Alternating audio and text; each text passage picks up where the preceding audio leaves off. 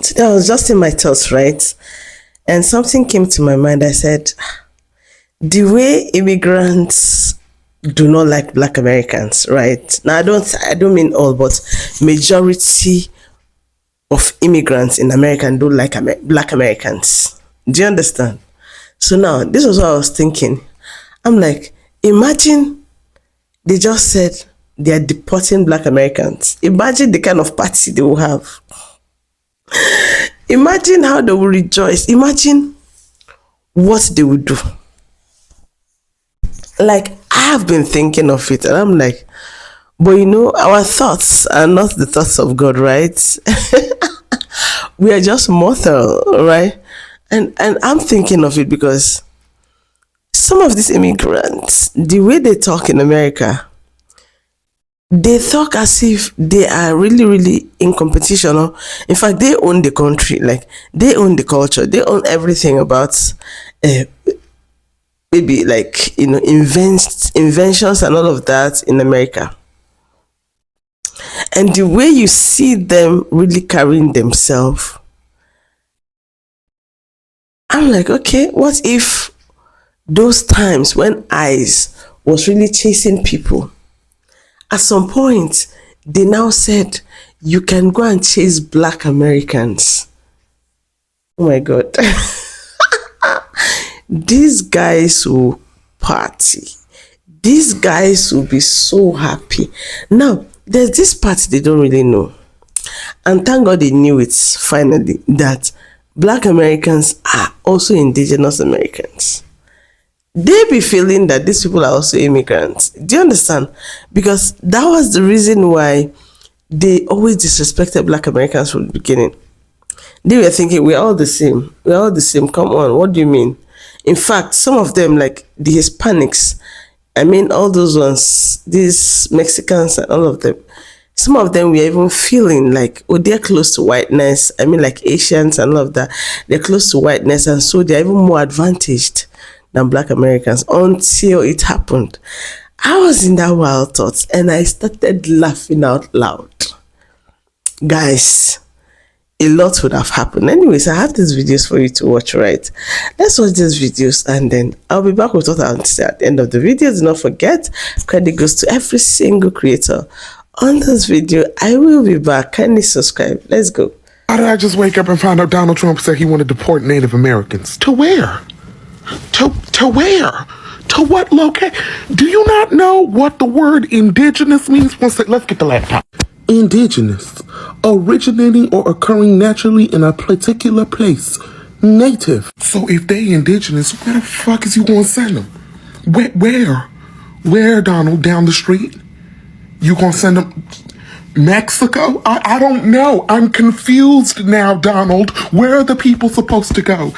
I'm so tired. I'm so tired of waking up and there's some new shit that he's saying, some new crazy insane, and nobody tells him no. Nobody tells him no. Nobody tells him that this is crazy. Why? Where are you? They're indigenous. Do you not know? Ooh, Native American was just arrested and ICE tried to deport her. What? That's right, Leticia Jacobo is a 24-year-old and was born in Phoenix. She is also a Native American who is a member of Arizona's Salt River Pima Maricopa Indian community. When this 24-year-old's mother, Erica Burns, went to the jail to pick up her daughter after she was arrested for allegedly driving with a suspended license, the jail told her no, they were unable to release her because ICE was on the way. This was understandably shocking news, and Erica didn't know what to say. Why was ICE coming to pick up her daughter? To deport her.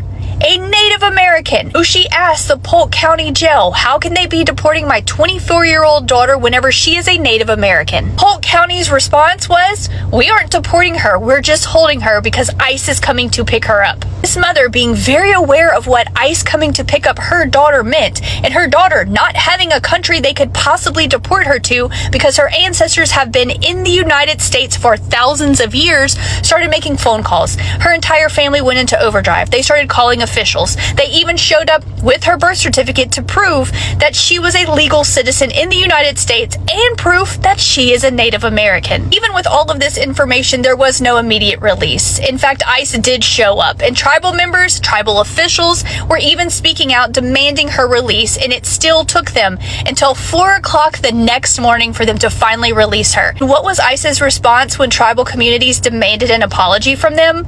They did not apologize. They simply said that it was a clerical error. Lieutenant Mark Chance from Polk County Sheriff's Office has simply brushed this whole thing off, saying that it was a human error. That the detainer placed on the 24-year-old Native American was simply meant for someone else at the jail.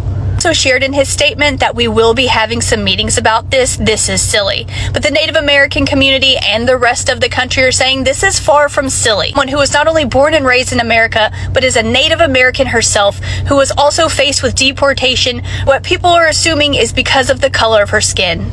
So for tribal members, I'm going to say it is in your best interest to carry around any type of tribal identification. If it's a certificate of Indian blood, a tribal ID, maybe even your social security and your birth certificate. This post has been shared by our Navajo Nation president on Instagram. So if an agent comes up to you and starts asking you questions, these are appropriate steps to do to protect yourself. Ask for identification of the agent. Don't resist. If you are detained and arrested, you exercise your right. And then ask for your local American Civil Liberties Union. So what's basically happening is that a lot of our city natives are being racially profiled. And so to have some type of protection, this is the step that we're going to have to take too. My guy. All right, y'all. So I think it's time that I chime in on the whole situation that's going on with the Native Americans and Mexicans being deported. So what I'm going to tell y'all is might going to be shocking. I hope it's not. But, a lot of people like to say that the stuff I be talking about be lies until, it come out. And then y'all be like, oh, you were telling the truth the whole time. Yeah, y'all love to do that. But so it's about time y'all know the truth. And y'all already know. I'm going to give it to you. See, if y'all actually go do y'all research and study deep into those history books, you will realize there was Afro-Indigenous people on this American land. And after a while, there was a people called Siberians. You can go look them up right now. They're Euro-Asians. They crossed over the Bering Bridge. You can go look that up. They came over and they was greeted and welcomed by an Afro race, a black race. This black race greeted and welcomed them, and they also allowed them to live amongst them. And they lived in peace together. Some of them even started having children. That black race that was here on the American soil, they allowed these Siberian Asians to come over. They greeted, welcomed them, and let them in with open arms. They was living at peace. But then, down the line, that's when the Spaniards came over. Christopher Columbus, all them, he was Spaniard. All right, now stay with me, because you know how they teach y'all in school that Christopher Columbus, the one that was here first?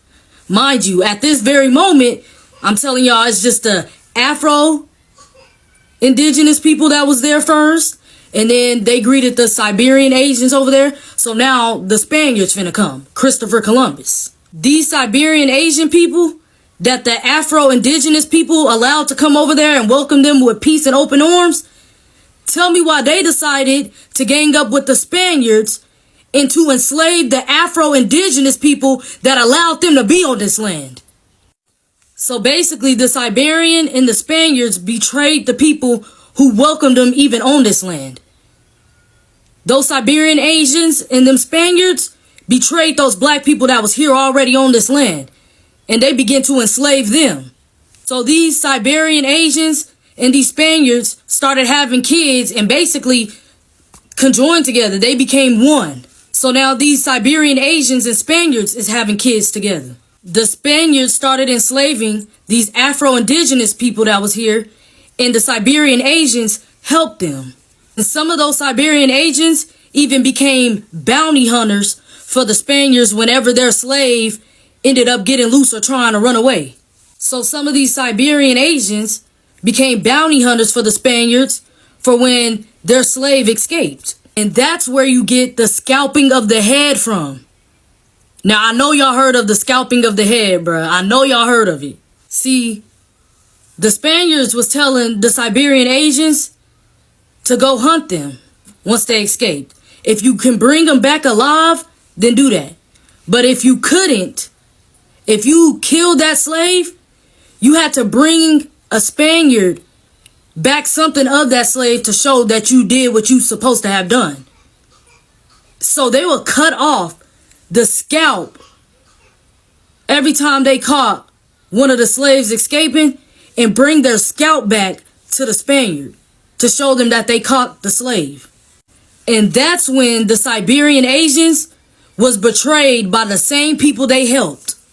So that same knife that the Siberian Asians used to stab those Afro-Indigenous people of this land in the back with, those Spaniards took it right out of their back and stabbed those Siberian Asians in the back. And that's where you get the Trail of Tears. That's when you get the Trail of Tears. Let's put the truth out there for real. Let's put the truth out there for real. And that's where you get the Trail of Tears. Basically telling those Indians that they couldn't stay on the land as well. And even with that, they was still giving a deal. Basically, we'll give y'all your own reservations. Y'all still get some land out of it. Because at the end of the day, y'all helped us take over this land. So we're going to give y'all a deal also. We'll give y'all reservations, reparations. We'll make sure y'all straight. But this our land. That's how the Europeans did them Indians after they stabbed those Afro-Indigenous people in the back. And when I say Indians, Native Indians, because that was part of the deal. That's what y'all gonna be called. We still gonna give y'all reparations, y'all reservations, and we gonna give y'all the name of Native Indians. We gonna make sure y'all straight, but we want y'all to know that this our land now. So now those European Spaniards took over the whole thing now. And that's why Christopher Columbus saying he discovered America. You see where I'm going? Now the Afro-Indigenous people got stabbed in the back. Them Siberian Asians were stabbed in the back, given the name Native Indians. And now the Europeans taking over. And now their history is that, hey, they found this land. And there was a great deal given. They got their own reservations. They got reparations they getting. All this different money. Shoot. They the ones that mainly own all the casinos.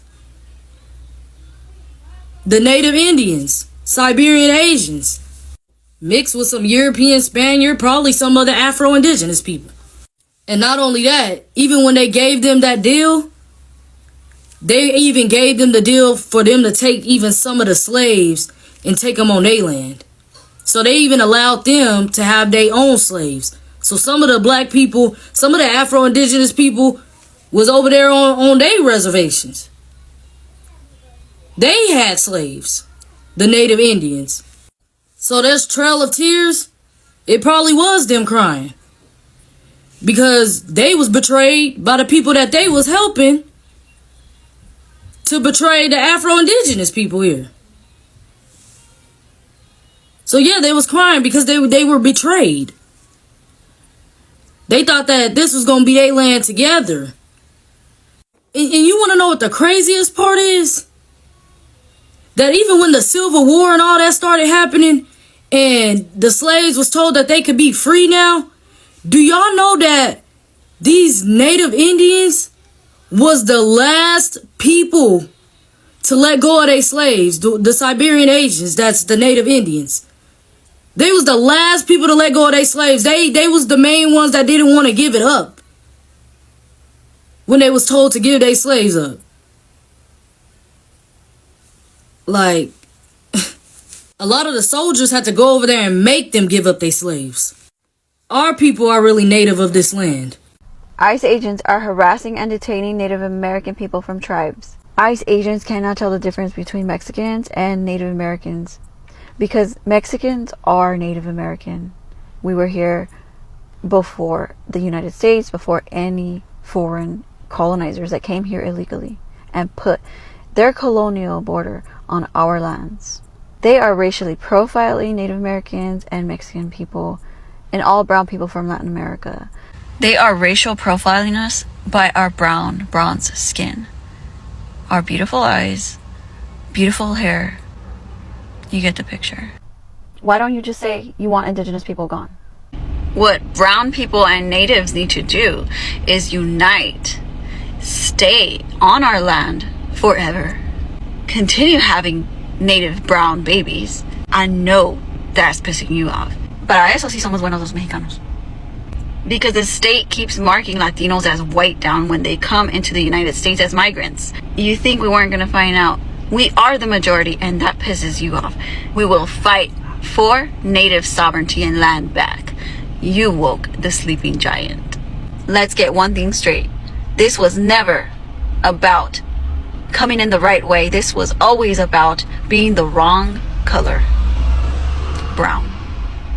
And not white. Native people should be left alone, and here's a list of the 5 countries where the native people were interfered with. In 5th place, we've got New Zealand, where the Maori people lived for an extremely long time, uninterrupted, until the British colonies came over and basically colonized the land. The population sharply declined in the 19th century, and although there are still Maori people in the area and they make up a massive chunk of the tourism industry because they have such influence to this day, they are still a minority and a very small amount of the population in general. 4 is Argentina, where military operations like the conquest of the desert took place to get rid of indigenous groups and indigenous villages and just the people in general. This was truly vile. Indigenous populations still exist, but they are very, very small and they are very spread out because they were literally persecuted for years, and these are basically the survivors that you see today. If you look at Argentina compared to the countries around it, it's one of the only nations that doesn't have the indigenous people in mass numbers. 3 is Canada, because of colonization, also because of disease brought over to the Canadian border. And the thing is, they're trying to reverse this now and make it a very multicultural country. The Inuit and Metis people remain, but a lot of different groups got knocked out, got wiped out, and it's extremely unfortunate because living in those conditions in Canada as an Indigenous person is hard by itself. But then when you have colonial interference and diseases being brought over, that just doubles your chances of not surviving.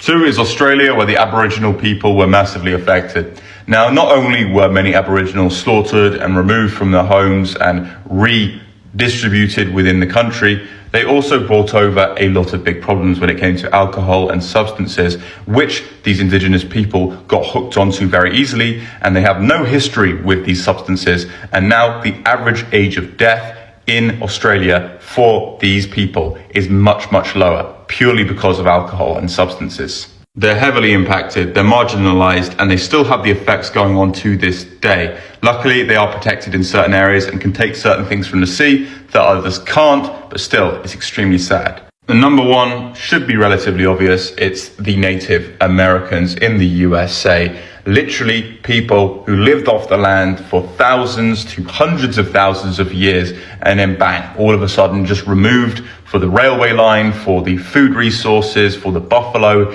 in the area, and they were pushed north towards the Canadian border where they were not used to the climate and had to suffer and still survive.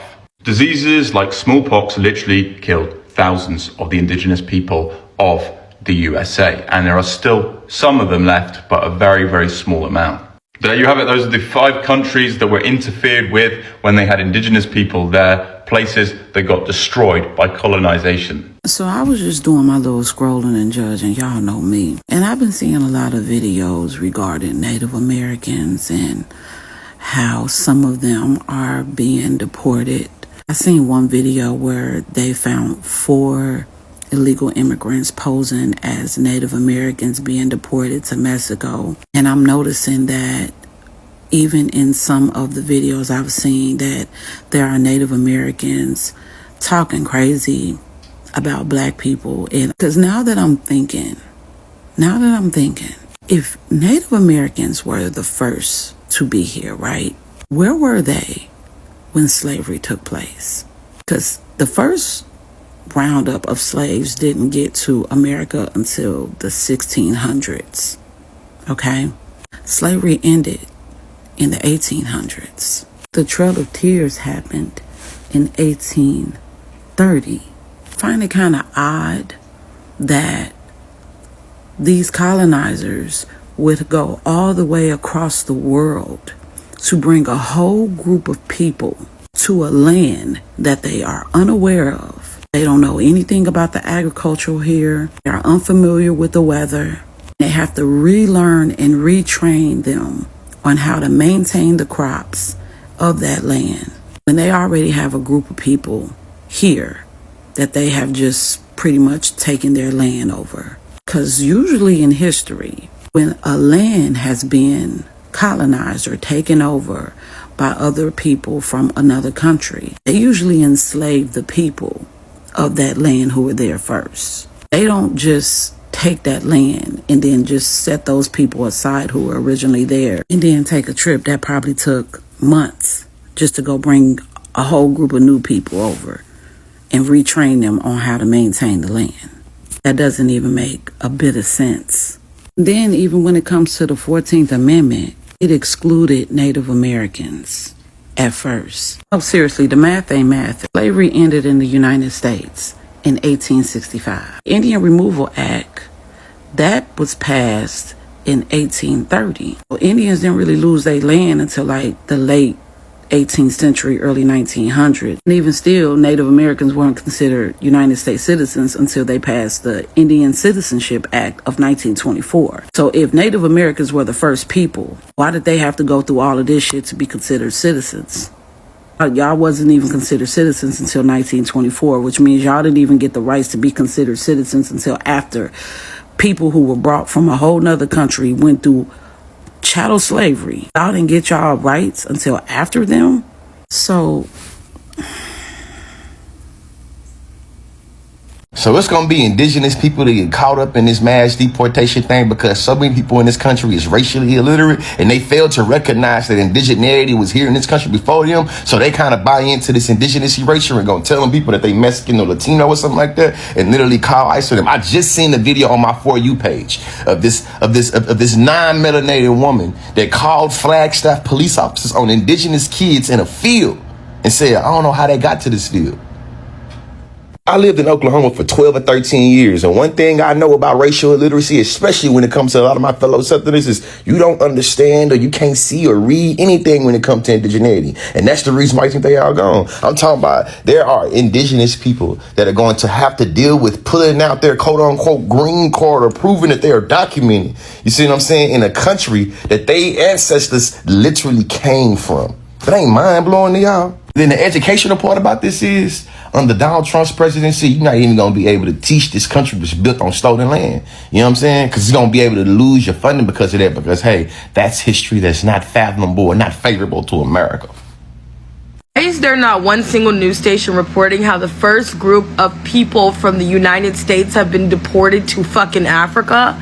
They literally just landed in Rwanda. While news outlets are scrounging for material over Hurricane Katrina and how Kamala Harris's Secret Service was just taken away, deportees were just taken to fucking Rwanda. Not only that, apparently Donald Trump has a contract with Rwanda to send people there, to deport people to fucking Africa. It is being reported that today the first group of deportees, what they're calling them, which are citizens that were fucking kidnapped and deported, made their way to Rwanda today, making good on a controversial deal it struck with President Donald Trump and his administration to accept them. Mind you, no one would accept these deportees. El Salvador wouldn't do it. I mean, they did a few people that were like, no. And then Canada wouldn't do it. They were like, no. So they sent them to fucking Africa. Basically, Rwanda previously agreed to accept migrants deported by the UK, but Prime Minister Keir Starmer's government backtracked on that plan after taking office last year. So apparently Donald Trump came in and took the fucking offer. The East African nation earlier this month said it would take as many as 250 deportees from the US at that moment. And I don't see how no one sees what's going on. We are quite literally about to experience some real world shit. I mean, it's going to be very hard to ignore, especially for my people that look like me. I just want to jog your memory with the term "go back to Africa." And I told you when they were snatching up immigrants, which they still are, that it was just a test run. And let's not get started on how they're preparing to send those motherfucking troops to Chicago and Indiana. Like, they are already on the fucking way, and everyone's just like, no! I only see 3 possible outcomes, and none of them equal equality. And this might ruffle some feathers, but I really don't care. I only want to work with black people. I only want to work with black people. Me growing up in Miami, Florida, I've always been around a bunch of diverse people, right? Black people, Hispanic people, whoever, Haitians, people that speak Creole, Spanish, speak all type of languages. And I always realized whenever I had to work at a job with Hispanic people, it never went right. People that speak Spanish, whatever ethnicity that you are, when you speak Spanish and I work with you, I never have a good experience. So boom, let me tell you how this went down. So basically, I had got a job, right? And when I got this job and I did the interview was very fast. The manager didn't even get to know me. She was Hispanic, right? And she kept complimenting my name. She kept focusing on my name because not only is my first name Karima, which a lot of people think I'm mixed with something because of my name, but my 2 middle names, you would be confused. You would think I'm mixed with something. You would think I'm an immigrant. You would think I'm from another country. You might think I'm Middle Eastern. You might think I'm Indian. You don't know what I am based on my name. So I kind of thought it was weird that she was focusing on that, right? But when I started working, I realized what type of workplace I was in. I realized that she hires certain type of people. She hires people that's from different countries that move here. She hires foreign people, people that don't know how to speak clear English. She hires certain type of people. So I think that's the reason why she hired me. Now that workplace is full of Hispanic people more than anything. People that only speak Spanish from different places. And I told myself, I don't think it's going to work out right? And I remember the first moment she realized she made a mistake by hiring me was because she messed up my schedule. She never gave me my schedule but expected me to come in. I had to correct her. I speak very clear English to her. I was very firm. I was very clear with her, and I was very serious with her. And she realized that I was not like the other people that she hired. I could tell she hired those people because they either fit in with her or because she could control them because they don't know a lot about what's going on. So once I realized that, I started to try to read the room, right? And I realized that when I would walk around and I would come walk towards her, she would be looking at me crazy with an attitude as if she's upset. And I'm like, why are you looking at me like that? It's a look that they give you. It's the way they make you feel when you don't fit in, you don't speak the language that they speak, like you're not their people. They will treat you a certain type of way. It's not even just white people, it's literally Spanish and Hispanic people. So with that being said, anytime I've ever had a job, because I had a lot of jobs and I worked with black people, my people, it always went right, it always went good. But anytime I try to work with other people like her and like the people she hired, it never makes me feel good. It always makes me feel like, oh, I'm not supposed to be here. Oh, well, you know, you need to go. Like, so it's like the first day I even worked there, she only let me stay there for 2 hours. I came there on time. I came there with everything I needed, and she only let me work there for 2 hours. So it's always been an issue since day one, and it's always this way when I work with them. The second she realized that I was a black American that speaks clear English and don't fit in with the people that she hired, she kind of just treated me like an outsider. And that's why moving forward, if it's not black people, I don't want to work with them. And y'all make it seem like, oh, we're the problem, when really y'all don't want us to fit in anywhere with y'all. It's not just white people, and I need people to understand that. So with that being said, that's how I feel about that, and I'm gonna stand on that. Now that brother explained the situation, well, how a lot of the immigrants feel, that a lot of them are jealous and downright furious that black Americans can't be deported. Now, let me get to you what it really is, what they really thought about America. See, they thought that the United States of America is a white man's country. I'm going to repeat it again. The immigrants thought in the United States it's a white man's country, and we're here as a immigrant because this is a white man's country. And what the immigrants are finding out, oh no, baby, it's the black man's country too. The black American man and woman and children's country too. And that we can't be deported because we are the foundation of this country. We built this country. So when we say we built the country, well, you are the foundation of this country. That's why some people are saying foundational black Americans, right? Because we are the foundation of the country. ICE is not deporting black Americans. Let me say it again. ICE is not deporting black Americans. Where's this coming from? What are y'all talking about? Y'all want people to jump on this ICE shit? If you are black American, please mind your business. We have nothing to do with that. It's not racist. It's just the facts. This ain't even a race thing. This is our country. We're home. There's nowhere to send us. Okay? Y'all keep talking about that thing that happened in Chicago in that building. Y'all already know the facts behind that. If you do, you do. If you don't, you don't. Alright? They're not deporting Black Americans. It's not possible. Anybody that's dark that's getting deported, they're not American. They're Black in America, but they're not American.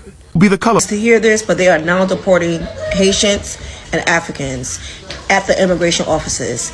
And most of you guys can blend in with Black Americans so much so they can't really pull Black Americans to the side, or they may mistake a Black American for being African or Haitian, so they're not going to the immigration offices. So be very careful. And I know my people are going to come on here and say, oh, they don't even like us. Why are you defending them? They don't like Black Americans. An immigrant cannot do any harm to a Black American by saying they don't like us. What we going to do, fall down and die? That they don't like us? Who gives a fuck if they don't like us? What can they do to me by saying they don't like me? I mean, what? If anything, they should be praising us after we paved the way for them to be here, fighting during the Civil War.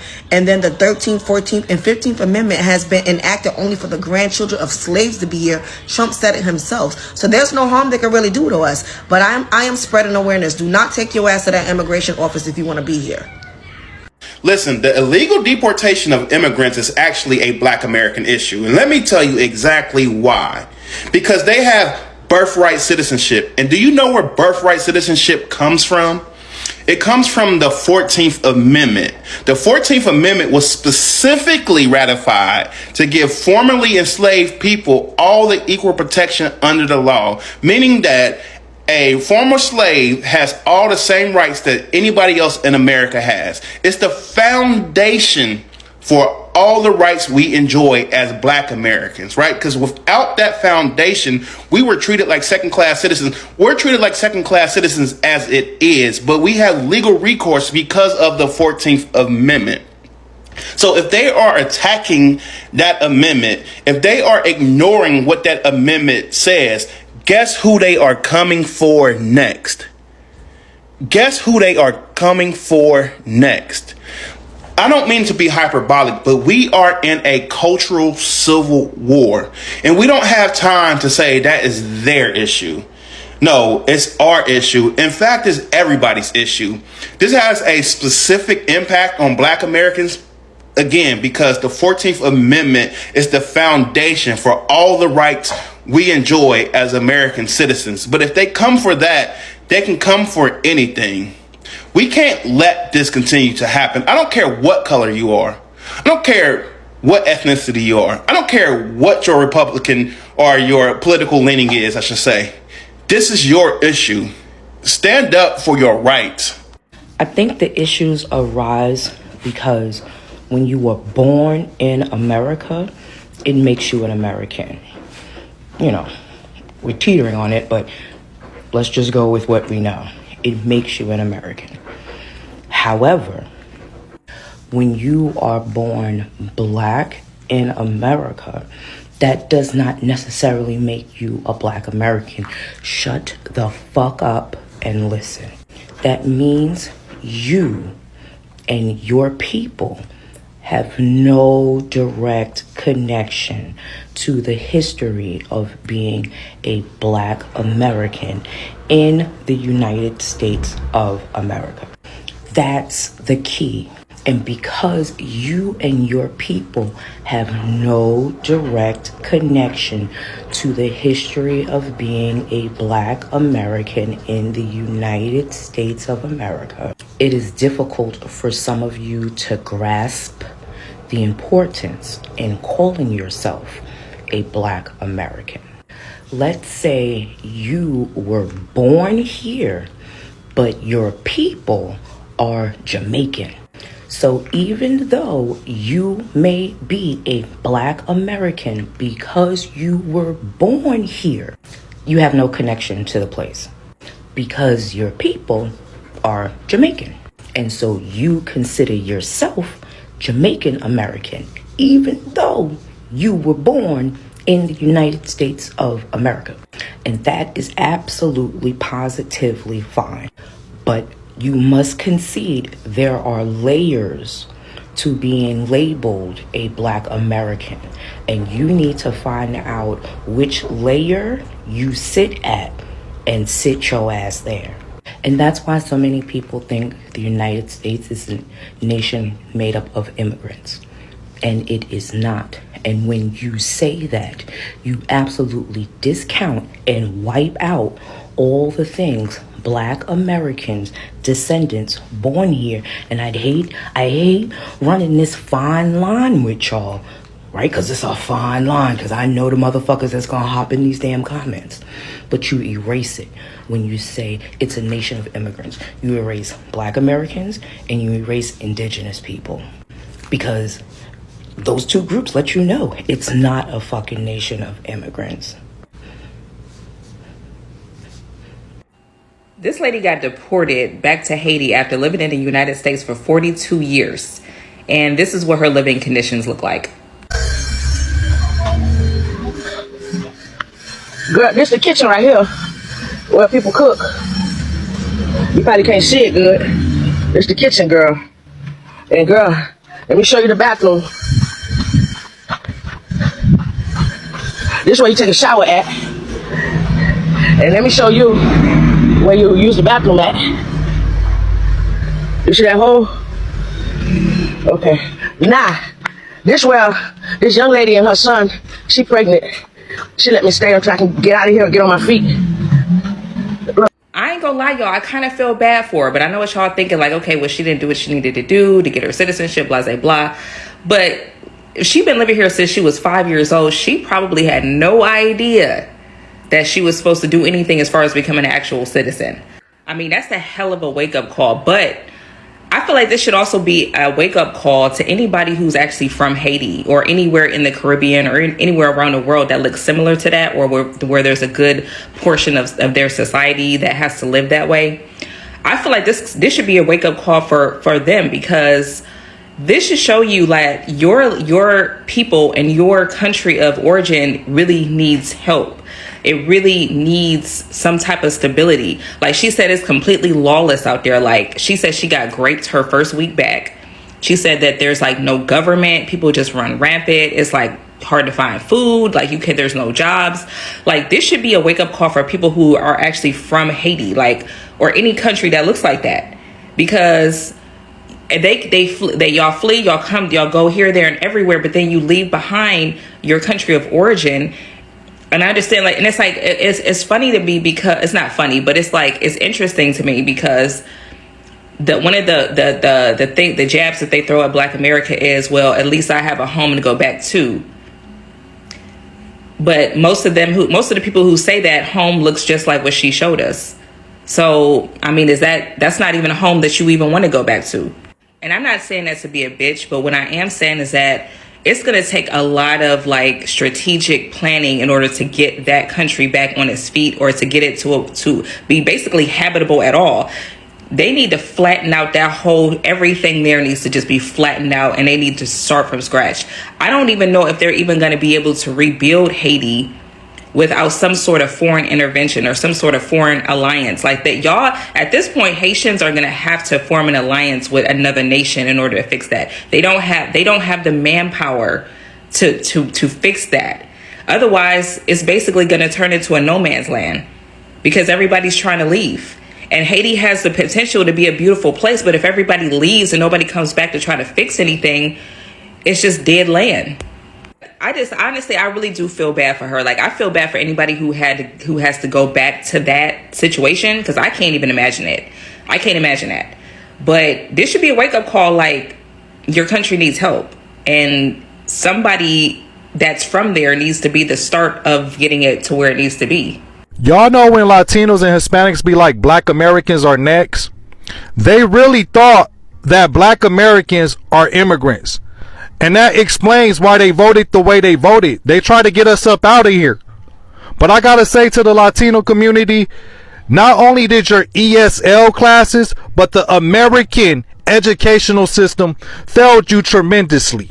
Because Black Americans are not immigrants, and we're not going anywhere. And this is how ill-informed they are. They really think because they're in the middle between black and white that they're white adjacent, when that's far from the truth. It's only 3 categories that's broken down in this country.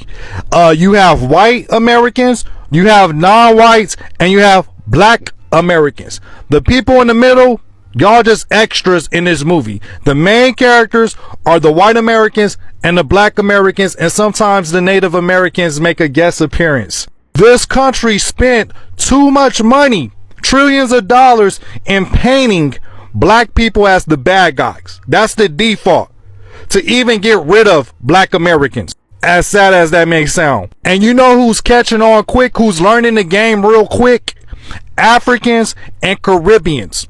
That's why they're cosplaying as black Americans. They're not cosplaying as black Americans to trick us black Americans. They're doing it to trick white Americans because they don't want to be deported.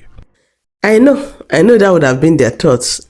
Of course, if they're deporting everybody, they're going to deport all of us, with even the so-called said black Americans. We are all going to be deported. There's nothing like any different. And then here comes the biggest shock. Black Americans were not targeted. Black Americans went in quietly and decided not to say anything. They started speaking up. Why are black Americans not protesting? Why are black Americans not coming to speak up for us? Why are they not coming to speak up for us? They're supposed to come and support us. In fact, some people at that time, that was last year, right? And yeah, that was last year. Some people started saying, we are now allies with black Americans. Oh, black Americans, we're sorry for this. We're sorry for treating you this way. We didn't know this and that and that. Do you remember all of that? That was all played out. But black Americans remain silent. They remained silent. They didn't say anything. The least they could do is just laugh. But deep down, black Americans knew that if they were to be the one on the chopping board, come on.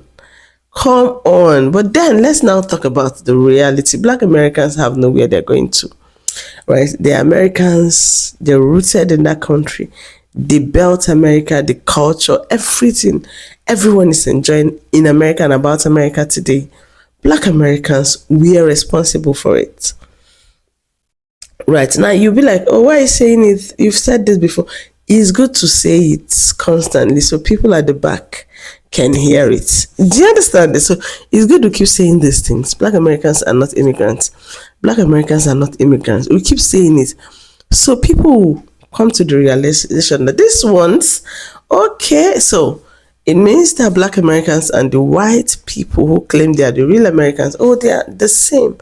Yeah, that is why we keep saying it. Black Americans are not immigrants. They are not immigrants. They are not immigrants. Because if they were immigrants, if like black Americans were said to be like the targets, I don't know what would have been doing here. I'm telling you, like, people will be happy to see them go back to slavery. In fact, people will be happy to see stuff happening to them, especially immigrants. Because how many immigrants in America came out to protest when America refused to vote that slavery is the hardest and the biggest crime against humanity? Did you see any of them come out to say anything about it? Some of them were even happy. Yes, after all, yes. They kept on taking black Americans' job and all of that. And here we are today, right? It's not glaring. Black Americans are not what? They are not immigrants. Anyways, let me stop here. I've done this video. I was in my thoughts and I was thinking about it and I was laughing out loud. And I'm like, okay, let me come and do this video. Right, do not forget, my name is BJ. Thank you so much for always watching and supporting me. Please kindly subscribe, like, and share this video. I will definitely be back with a banger. Please keep watching. Bye, guys.